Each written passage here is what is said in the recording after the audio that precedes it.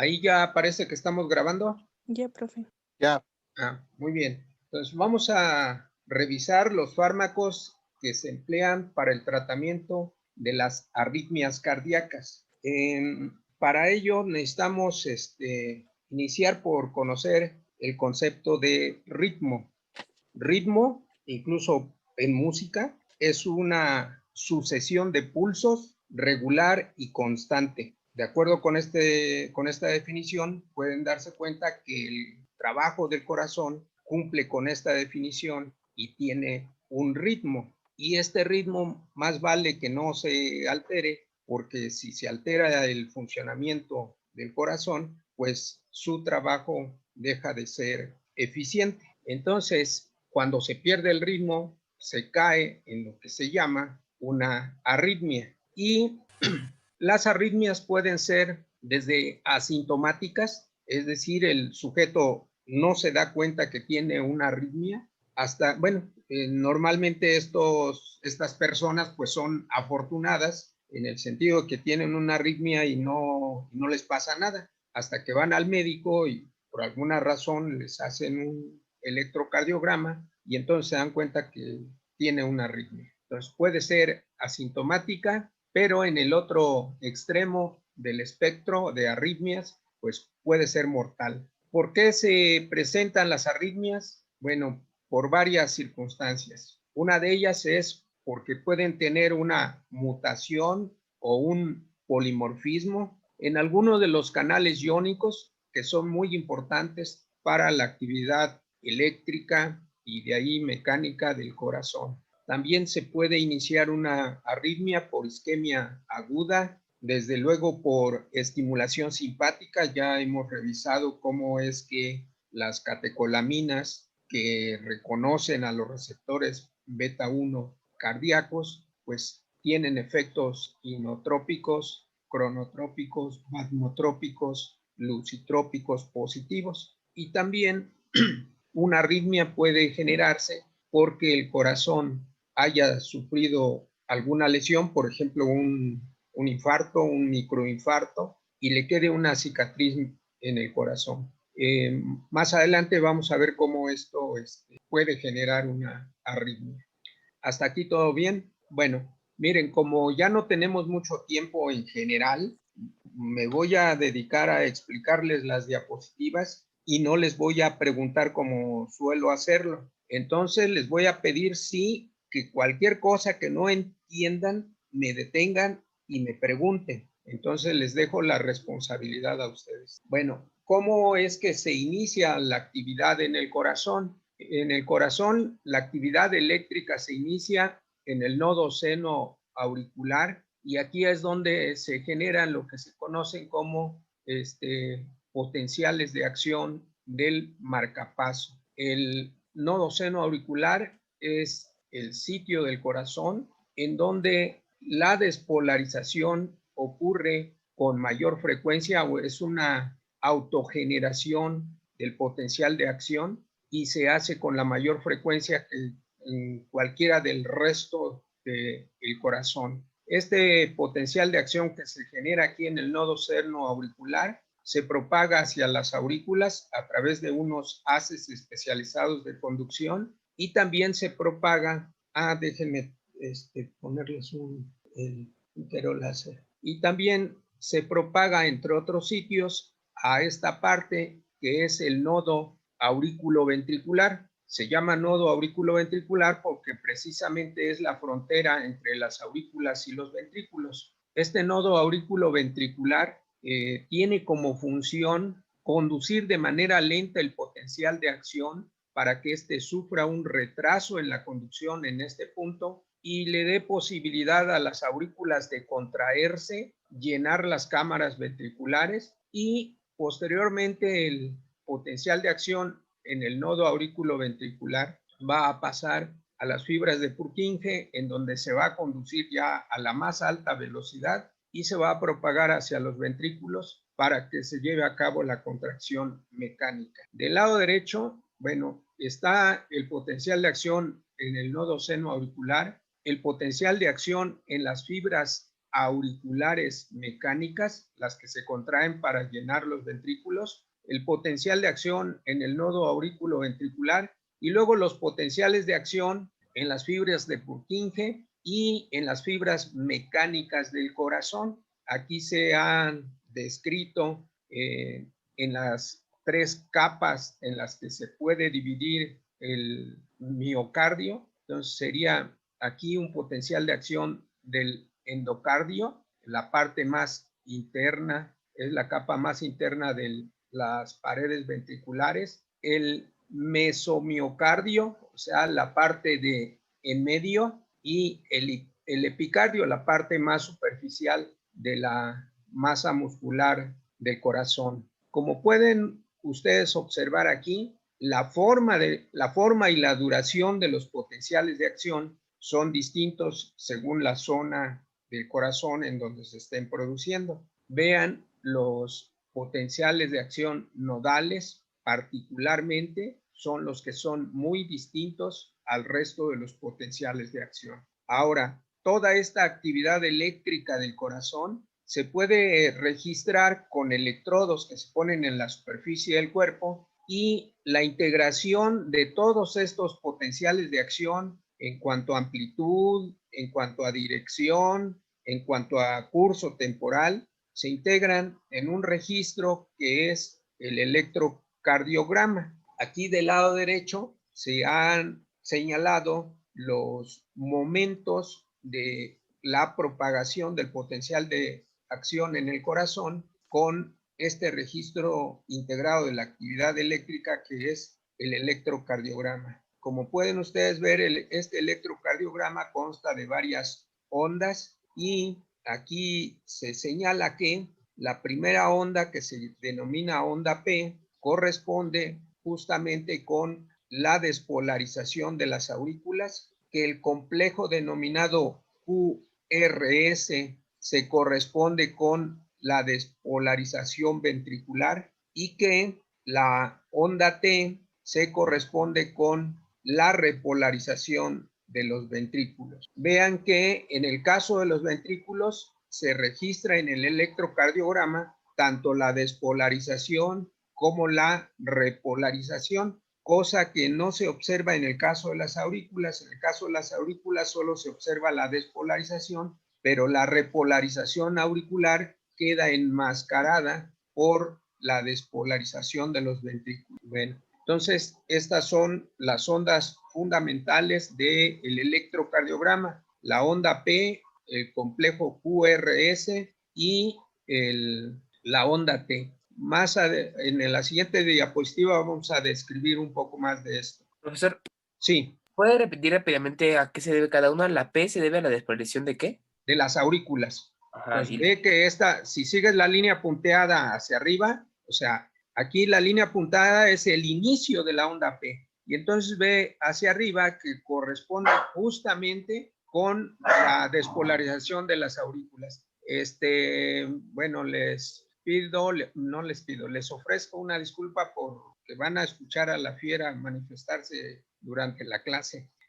Bueno, entonces la onda P, ve que el inicio de la onda P es justamente el inicio de la despolarización de las aurículas. El complejo QRS se corresponde con la despolarización ventricular y la onda T se corresponde con la repolarización de los ventrículos. ¿Queda claro, Franco? Sí, profesor, gracias.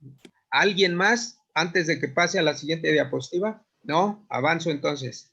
Bien, miren, aquí está el electrocardiograma con la información incluso que acabamos de decir.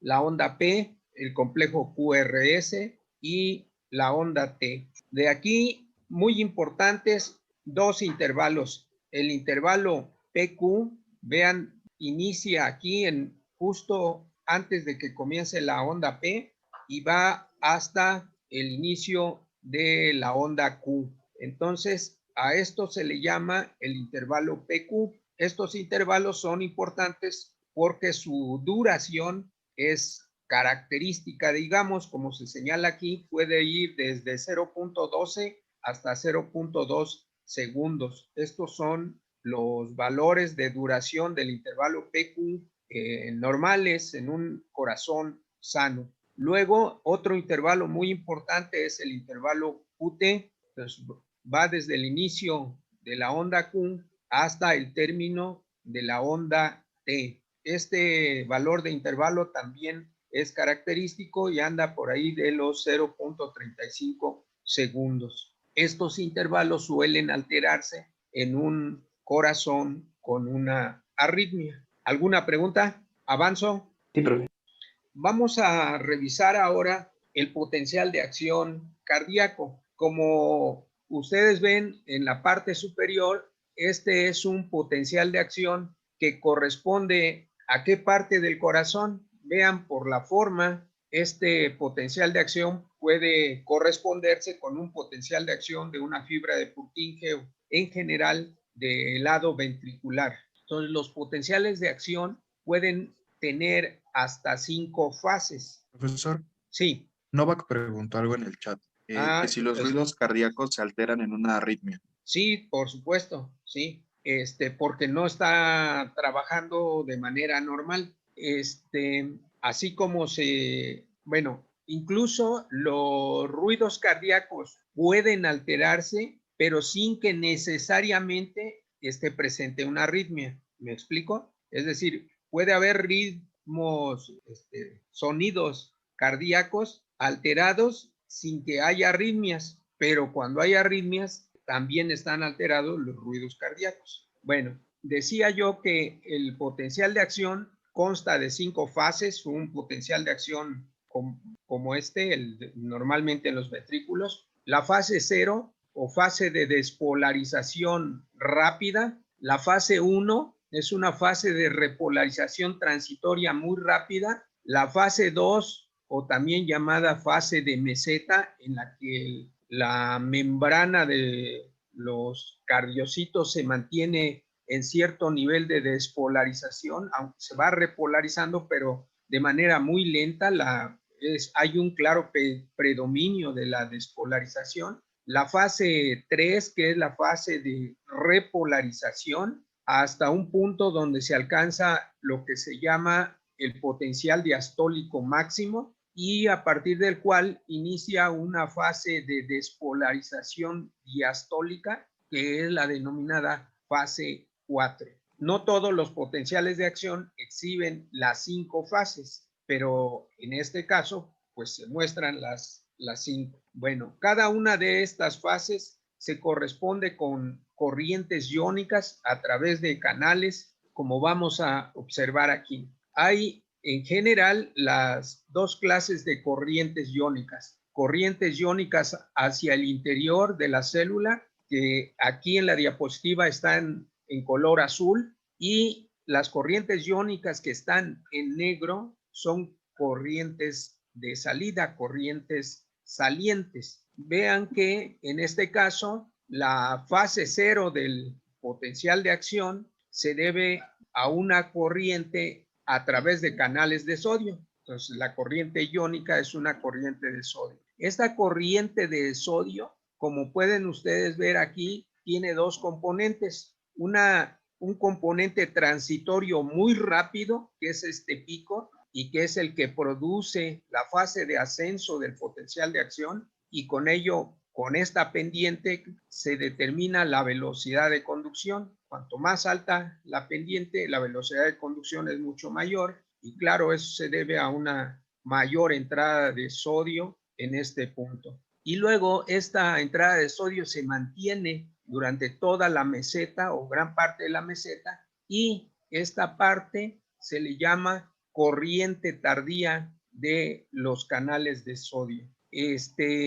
Aquí también se señala el gen que es el que determina la síntesis de estos canales, se llama SCN5A. Es uno de los genes que pueden estar alterados, de los que les mencionamos al principio, y la funcionalidad inadecuada de este canal, porque está mutado, porque es una isoforma, trae como consecuencia que esta corriente pueda ser más intensa, que esta corriente pueda durar más, y eso genera arritmias. Vean que, bueno, entonces la fase 0, responsabilidad de la corriente de sodio. La fase 1 se debe a una repolarización rápida que se da a través de canales de potasio, estos que están aquí, que se llaman ITO1, que es, TO quiere decir corriente transitoria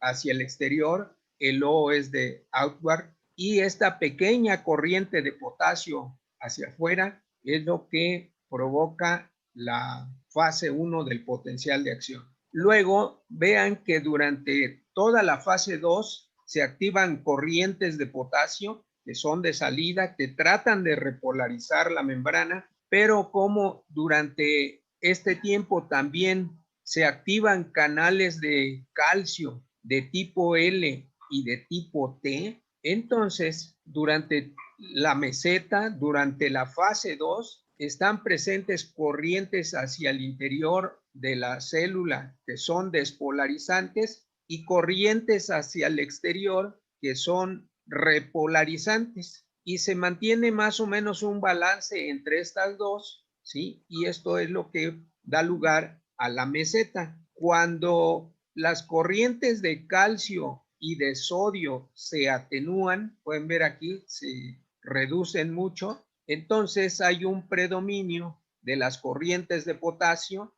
principalmente estas dos, la IKS, S es de slow, lento, y R de rapid, o sea, una corriente de potasio rápido. Bueno, en la fase 3 hay un predominio de las corrientes de potasio repolarizantes sobre las corrientes de calcio y sodio que son despolarizantes. Entonces eso hace que el potencial de membrana vaya hacia un máximo que es el potencial diastólico. Cuando se llega a este punto, entra en acción, como pueden ustedes ver aquí, la famosísima corriente de marcapaso FONI, por eso se llama IF, y esto es lo que inicia la fase 4 de despolarización para la generación de un nuevo potencial de acción. En estos puntos también son importantes, por ejemplo, la bomba de sodio y potasio, de la que les acaban de explicar,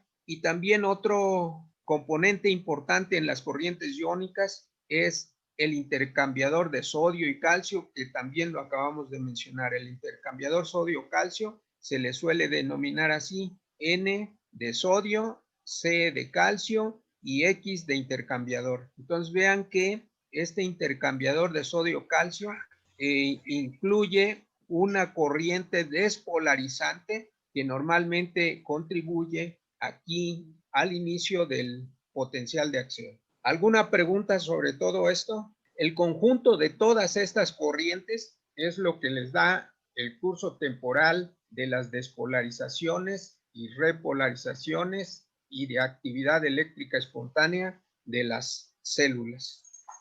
¿Alguna pregunta? Profesor, ¿la eliminación de los genes sería mortal o también puede darse? ¿La qué, perdón?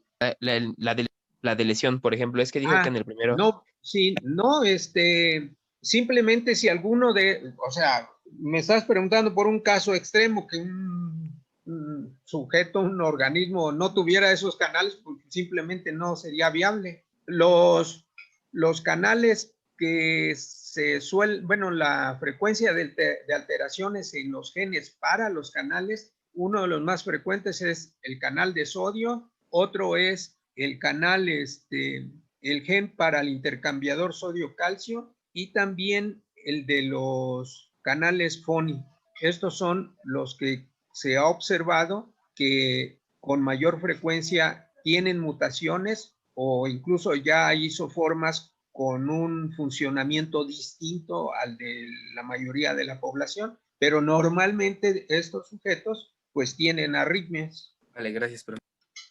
Rápidamente, los estados del canal de sodio. Los estados del canal de sodio pueden estar en estado cerrado, pasar al estado abierto, en donde hay el flujo del ion, y pasar a un tercer estado que es el inactivo, en donde el canal está cerrado y no puede fluir el sodio a través de ellos. Este paso de cerrado a abierto y a inactivo ocurre por la despolarización de la membrana. Para que el canal de sodio regrese a su estado inicial de reposo, como se señala aquí, es necesario que haya repolarización de la membrana. Si una membrana no se repolariza, este canal de sodio se mantendría en estado inactivo. Entonces, no hay retorno espontáneo hacia el estado inicial cerrado, en reposo, si no hay repolarización. Es fundamental, así como también para pasar del estado cerrado al abierto y al inactivo, es esencial que haya despolarización. Bueno, esto ya lo han revisado. Bueno, se lo recuerdo aquí porque esto es muy importante para lo que vamos a revisar. Miren, es la comparación de un potencial de acción nodal, que es este, con un potencial de acción del ventrículo. La diferencia esencial, como ustedes pueden ver aquí, es el potencial de arranque o el potencial diastólico máximo. Vean que el potencial diastólico máximo en el caso de un potencial de acción nodal es ¿de qué orden? ¿Cuánto vale el potencial diastólico máximo nodal? Menos 60 milivolts. 60. Y vean que el potencial diastólico máximo en una fibra de Purkinje, en una fibra ventricular, anda muy cercano a 85, acercándose a 90. Bueno, entonces, fíjense bien, de acuerdo con lo que acabamos de revisar, si esta célula nodal tiene un potencial diastólico máximo de menos 60, ¿cómo estarán aquí los canales de sodio respecto de la situación de los canales de sodio en una fibra ventricular cuyo potencial diastólico máximo pues está entre 80 y 90, menos 80 y menos 90? ¿Cómo están los canales de sodio aquí en esta célula nodal? Pues por el valor del potencial diastólico máximo, la gran mayoría de los canales de sodio en este tejido están inactivos, en tanto que aquí la gran mayoría de los canales de sodio están en reposo, listos para ser activados. Entonces, esto da una diferencia muy importante entre un potencial de acción nodal y un potencial de acción de una fibra ventricular. Aquí la fase 0, vean que es mucho más lenta que la de los ventrículos, y esto se debe a que en este caso no está participando la corriente de sodio, y no participa la corriente de sodio porque la gran mayoría de los canales de sodio están inactivos por el valor de potencial de membrana. Por eso les expliqué en la diapositiva anterior qué pasa con esos canales. Vean que aquí no se observa de manera clara ni la fase 1 ni la fase 2. Podríamos pensar que aquí en el pico, ¿verdad?, sería la fase 2, pero sí se ve de manera clara la fase 3 y sobre todo la fase 4. ¿Alguna pregunta? Avanzamos. Bueno, estas diferencias que acabamos de ver en los potenciales de acción nodales y ventriculares se reflejan en la funcionalidad. Miren, aquí un potencial de acción ventricular, la fase 0, se abren los canales de sodio, se produce la fase de ascenso a gran velocidad. Los canales de sodio entonces se abrieron. Aquí, como el potencial de membrana anda por arriba de 0 incluso, todos los canales de sodio están inactivados, y en la medida en que la fase 3 se va presentando y se va repolarizando la membrana, los canales de sodio tienden a recuperarse de la inactivación, y lo que aquí se hizo fue estimular. Cuando se estimula en este punto, vean que no hay ninguna respuesta. Esto porque los canales de sodio están completamente inactivos. Se da un estímulo en este momento y vean que hay cierta generación de despolarización. Esto se debe a que ya algunos canales de sodio se han recuperado de la inactivación, y en la medida en que van hacia el potencial diastólico máximo, cada vez una mayor cantidad de canales de sodio se recuperan de la inactivación y pueden generar ya algo parecido a un potencial de acción. Pero un potencial de acción como tal tiene que esperar a que llegue este momento para que se estimule y entonces ya se produzca un potencial de acción semejante al anterior. Pero bueno, aquí ya antes de que alcance el potencial diastólico máximo, ya se observa cierto grado de respuesta. Vean que acá es un potencial de acción nodal. Aquí no le pusieron el valor, pero para eso les presenté en la diapositiva anterior un potencial nodal. Esto anda del orden de menos 65. Entonces, produce el potencial de acción nodal y se estimula más o menos de manera equivalente a como se estimuló acá arriba, y vean que incluso alcanza un potencial diastólico máximo y a pesar de ello las respuestas no son adecuadas y más o menos comienza a responder,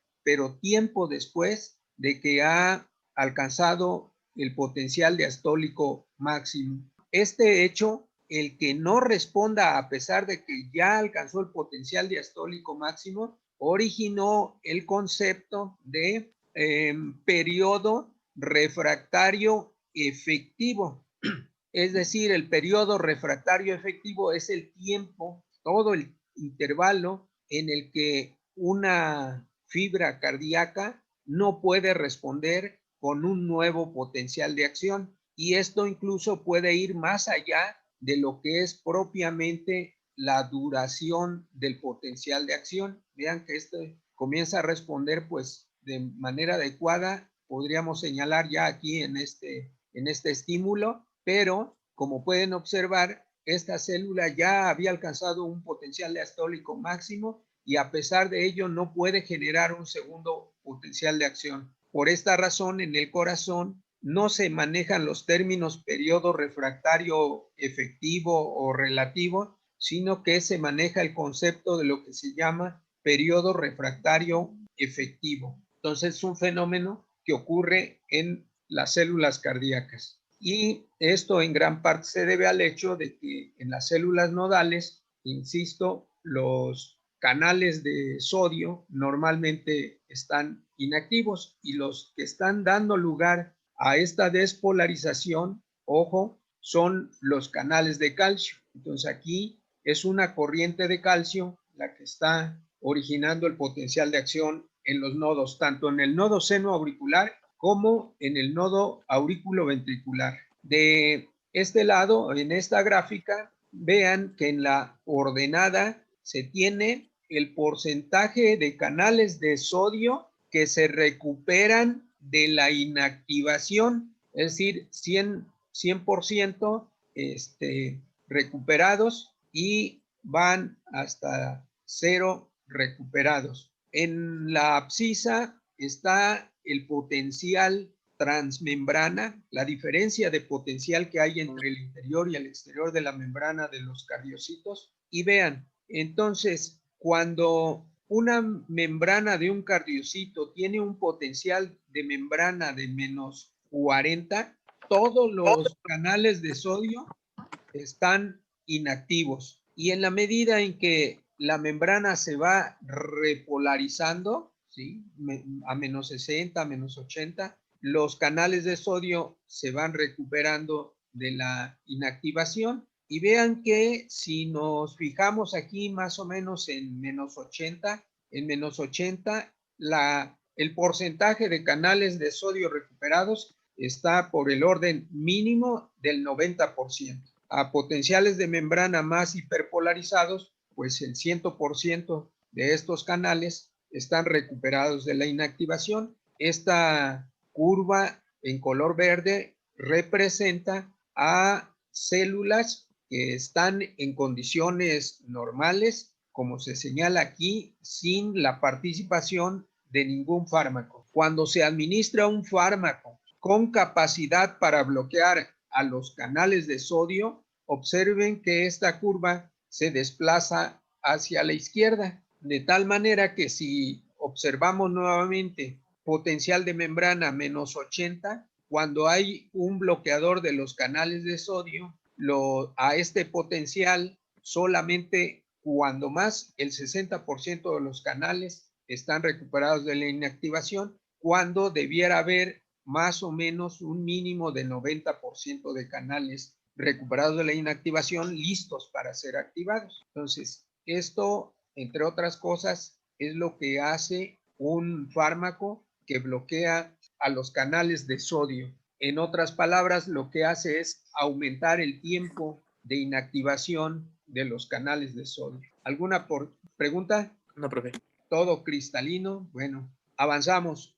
¿Cómo se origina una arritmia en el corazón? Las arritmias en el corazón pueden originarse de dos maneras: por un trastorno en la formación del potencial de acción, en el origen del potencial de acción, o por un trastorno en la conducción del potencial de acción. En cuanto al origen del potencial de acción, puede ser por una alteración en el automatismo o por lo que se conoce como un automatismo inducido. En condiciones normales, acabamos de plantear que las células que tienen capacidad de automatismo son las células nodales, particularmente el nodo senoauricular o nodo sinusal. Este nodo o bien el nodo aurículo-ventricular, que son los que tienen el mayor automatismo en el corazón, puede alterarse su automatismo. Este automatismo se puede alterar, por ejemplo, por fiebre, se puede alterar por hipertiroidismo, de tal manera que esta alteración en la actividad normal de los nodos pueden originar arritmias. En cuanto al automatismo anormal, lo que se plantea es que tejido cardíaco que normalmente no debe tener automatismo lo puede presentar, y esto, entre otras cosas, se puede originar, por ejemplo, por elevación de la concentración de potasio externo, se puede presentar por disminución del pH intracelular, y entonces células que normalmente no tienen automatismo lo pueden llegar a presentar. Entonces, esto es en cuanto al automatismo propiamente. Ahora, también existe lo que se llama automatismo inducido. El automatismo inducido hay de dos clases: los llamados potenciales tardíos, que ya se los mencionó la doctora Norma, y los denominados potenciales precoces o prematuros o tempranos. Cualquiera de estos nombres se pueden encontrar en los libros. Entonces, potenciales tempranos, prematuros o precoces. Entonces, hay dos tipos de potenciales que dan origen a automatismo en una célula que normalmente no la presenta. En cuanto a los trastornos de la conducción del potencial de acción, hay un fenómeno que se llama reentrada y que puede tener dos bases. Puede tener una base anatómica, es decir, que por una cuestión anatómica en el corazón se presente esta reentrada, o bien puede ser una reentrada de tipo funcional. Entonces, aquí nada más les presento los nombres y los vamos a revisar a continuación. ¿Qué factores son los que determinan el automatismo? Miren, aquí tenemos un par de potenciales de acción de una célula nodal y se señala aquí el umbral, o sea, el punto a partir del cual, si se alcanza, ya se desencadena el potencial de acción. Se señala el potencial diastólico máximo, y el otro factor importante es la pendiente de la fase 4 que ya hemos revisado. Esta pendiente es importante. Entonces, aquí en esta gráfica A son los potenciales normales en un corazón sano. En B, no sé, bueno, está señalado en azul. Si alcanzan a ver la línea punteada azul, es el potencial que debería de desarrollarse igualito que en la figura A. Entonces vean que aquí el umbral se modificó, y por esta razón el potencial de acción se retrasa. ¿Sí? Significa que el potencial umbral si se disminuye el potencial umbral, pues se dispararía aquí el potencial de acción antes del tiempo en el que normalmente debería de presentarse. Ahora bien, en este caso, vean que el cambio es en el potencial diastólico máximo. Aquí en la línea punteada azul, vean que el potencial diastólico máximo es menor que en la línea continua. Si el potencial diastólico máximo es menor, entonces la frecuencia cardíaca aumentaría. Y en la figura D, vean que el cambio se debe en la pendiente de despolarización en la fase 4. Si la pendiente aumenta, entonces el potencial de acción se daría antes de lo normal y con ello aumentaría la frecuencia cardíaca. Entonces, los factores que determinan la frecuencia cardíaca en condiciones normales son el umbral, el potencial diastólico máximo y la pendiente de la fase 4. ¿Alguna pregunta? No, profe. Bueno, entonces avanzamos. Mire, ¿qué es la automaticidad inducida? Es la siguiente. Esto normalmente se presenta o se puede presentar a nivel de fibras ventriculares. Este es en negro está el potencial de acción normal de una fibra muscular y en el color, ¿qué color será? Como rosita, algo así. Vean que después de que se ha alcanzado el potencial diastólico máximo que corresponde a esta célula, hay una despolarización adicional. Cuando esta despolarización adicional se presenta después de que la membrana ha recuperado su potencial diastólico máximo, se le llama postdespolarización tardía. Entonces, postdespolarización tardía es porque se presenta después de que la célula ha alcanzado su potencial diastólico máximo. Estas postdespolarizaciones tardías pueden eventualmente llevar a la célula hasta su umbral y disparar un potencial de acción adicional, un potencial de acción que no estaba programado, digamos. Estos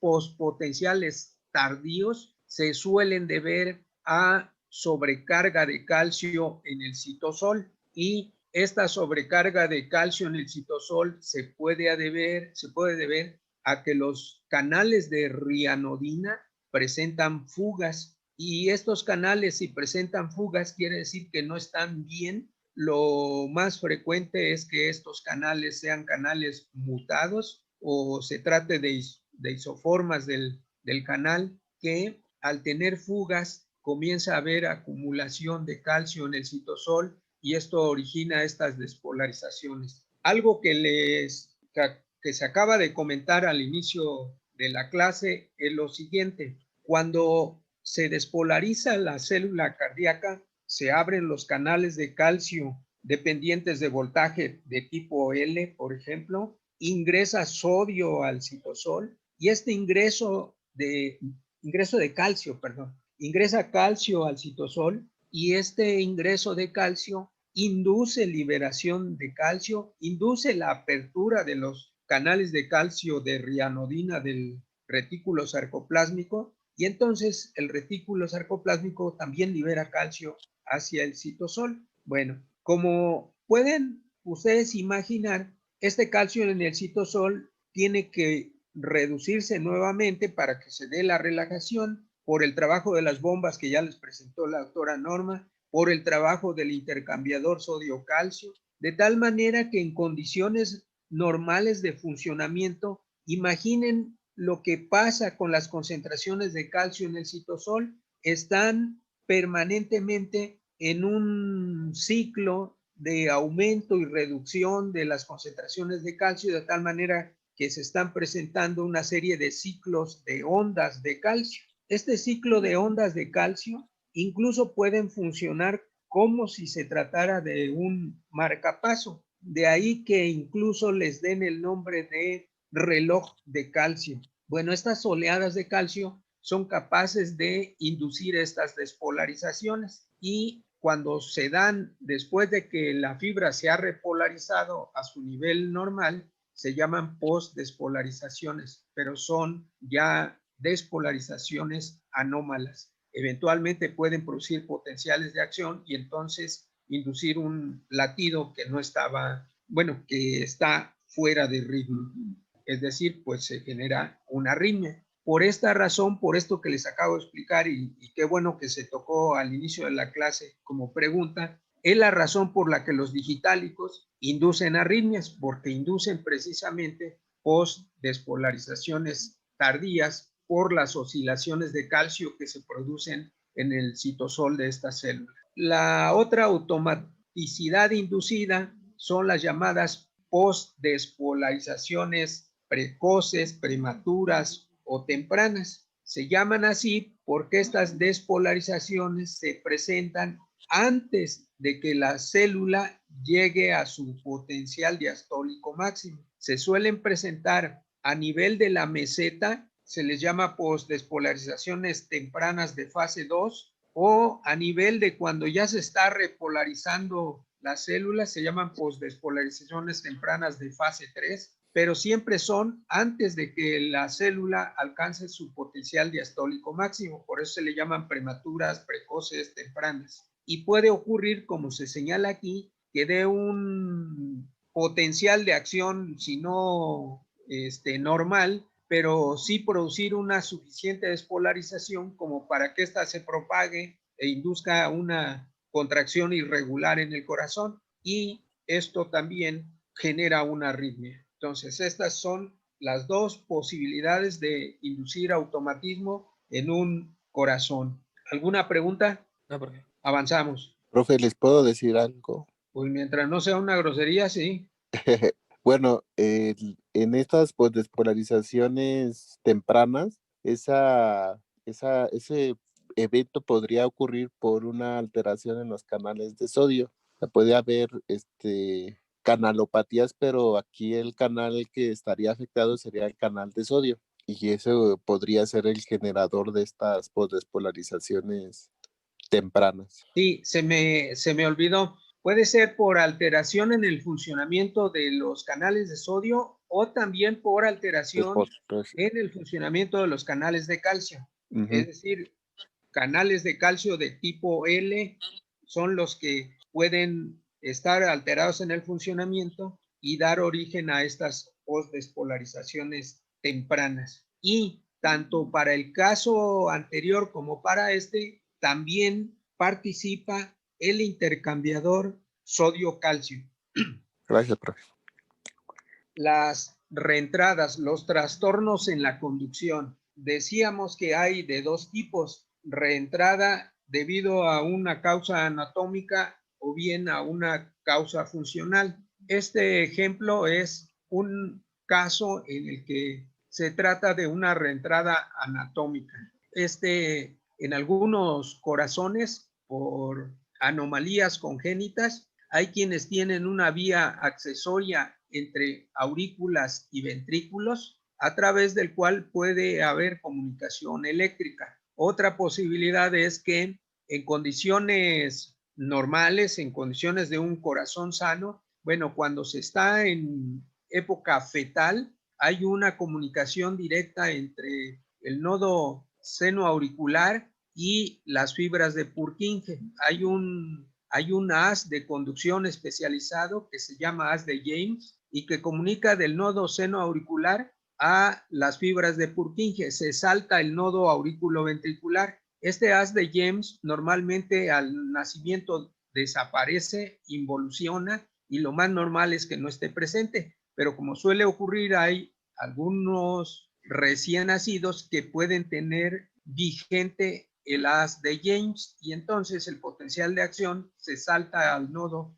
aurículo-ventricular. Es una posibilidad. Y la otra es la presencia de esta vía accesoria, que es lo más común y que da origen a una arritmia en particular que se llama arritmia de Wolff-Parkinson-White. Quienes padecen de esta arritmia es porque tienen presente esta vía accesoria que puede no darles problemas durante mucho tiempo, pero si eventualmente el nodo seno auricular comenzara a iniciar latidos extras, entonces se presentaría el siguiente fenómeno.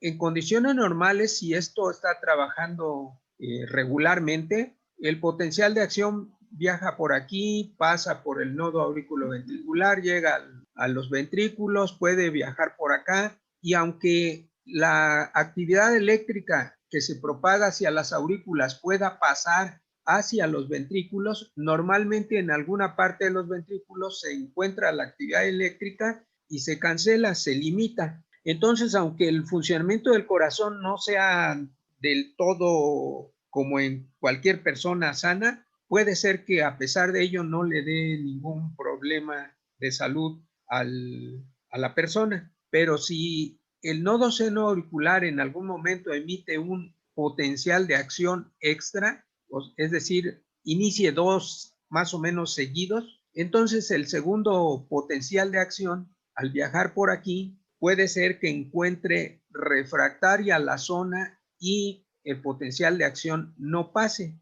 Pero el que viene por acá, con el retraso que da el nodo auriculoventricular, llega a los ventrículos, regresa y con todo el tiempo que invierte el potencial de acción en pasar desde el nodo auriculoventricular y llegar a este punto, puede ser que esta vía ya no esté refractaria, ya no esté despolarizada y el potencial de acción pueda recuperarse nuevamente y regresar por aquí y reentrar al nodo auriculoventricular, y este potencial de acción se puede estar regenerando, se puede estar produciendo cada vez como un fenómeno independiente del nodo seno auricular. Entonces esto origina la arritmia que se llama de Wolff-Parkinson-White, porque fueron los médicos que la describieron. Y entonces el corazón está produciendo extrasístoles, está produciendo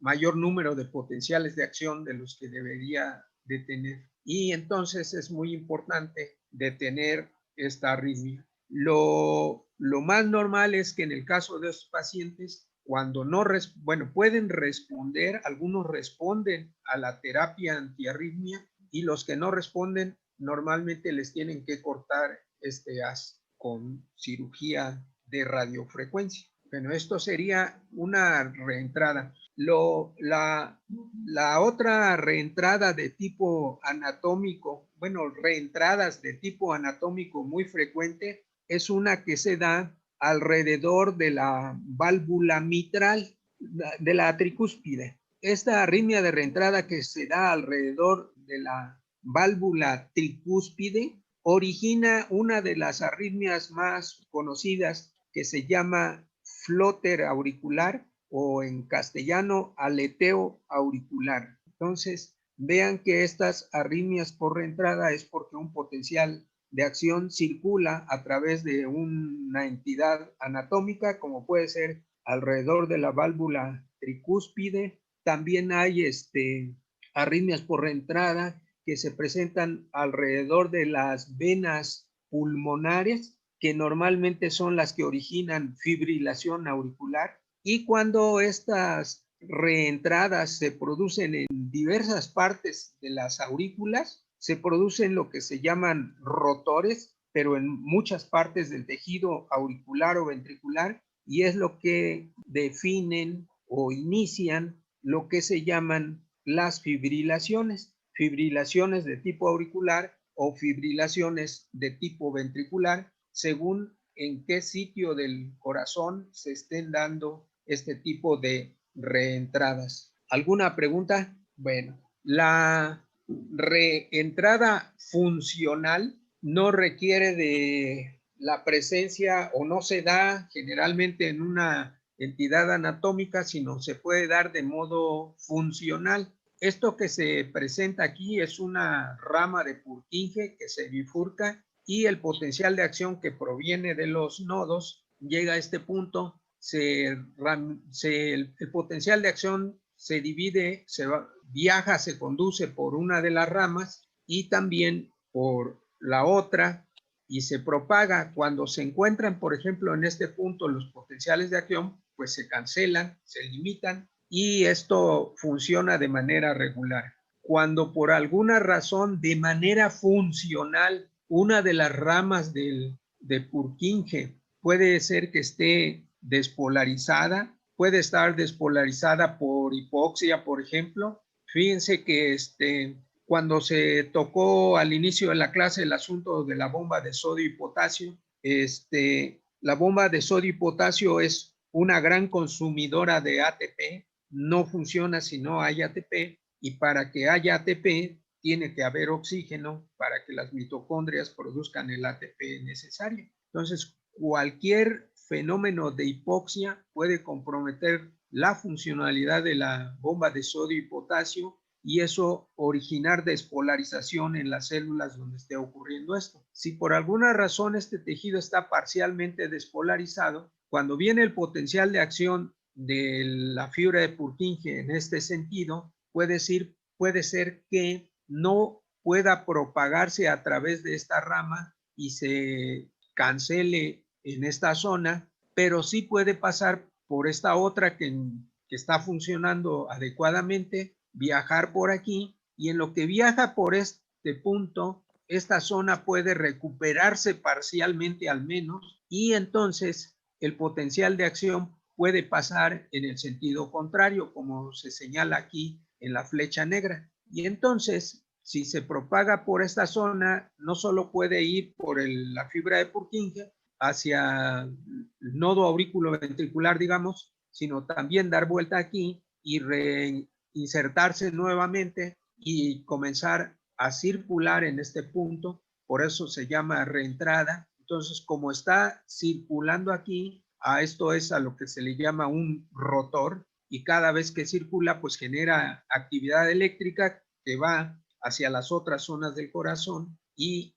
origina la arritmia. Entonces, esto sería una arritmia por reentrada, pero de origen funcional, porque hay una región en el corazón que no está trabajando adecuadamente. La otra posibilidad de que se presente un rotor, si recuerdan, mencionamos al inicio el hecho de que el corazón puede estar cicatrizado. Entonces, si el corazón tiene una cicatriz, estos rotores pueden precisamente rotar alrededor de la cicatriz y producir una arritmia. Entonces, por eso la mención de un corazón cicatrizado. Bueno, ¿alguna pregunta? Estos son los mecanismos por los cuales se generan las arritmias. Ahora, ¿cómo esta generación de las arritmias se pueden observar en algunos casos en el electrocardiograma? Este es un electrocardiograma normal. Aquí se señala la onda P, el complejo QRS, la onda T. Este es un electrocardiograma en el que se señala que hay una extrasístole, un latido ventricular prematuro, y vean la forma del complejo QRS cambia completamente. Entonces, en este caso es solamente una extrasístole, pero se puede presentar lo que se llama una taquicardia supraventricular paroxística, y vean que los complejos QRS pues se están dando a mucho mayor frecuencia que en el electrocardiograma normal. Entonces, esto es una taquicardia. A pesar de que es una taquicardia, vean que el electrocardiograma todavía es más o menos uniforme en cuanto a la frecuencia de presentación de cada uno de los latidos. En el caso de una fibrilación auricular, vean que prácticamente no se observan las ondas P. Los complejos QRS son irregulares en el tiempo. Vean que se presentan a tiempos diferentes. Y no solo eso, sino que hay periodos de tiempo en los que prácticamente no hay complejos QRS. El potencial en el electrocardiograma solamente se observa como oscilaciones, y esto es cuando hay una fibrilación. Las arritmias por fibrilación son las peores que puede uno tener, y pueden ser de origen auricular o pueden ser de origen ventricular. Vean que también aquí todo es irregular. De estas dos fibrilaciones, la fibrilación ventricular es la más mortífera. Todavía un individuo puede recuperarse de una fibrilación auricular. Bueno, mañana sí se acaba 9:30. Ya son 9:23, entonces le vamos a dejar aquí y mañana continuamos. Gracias, profe. Hasta luego. Sí, profe. Gracias. Hasta mañana. No se les olvide entonces que iniciamos con el Sócrates.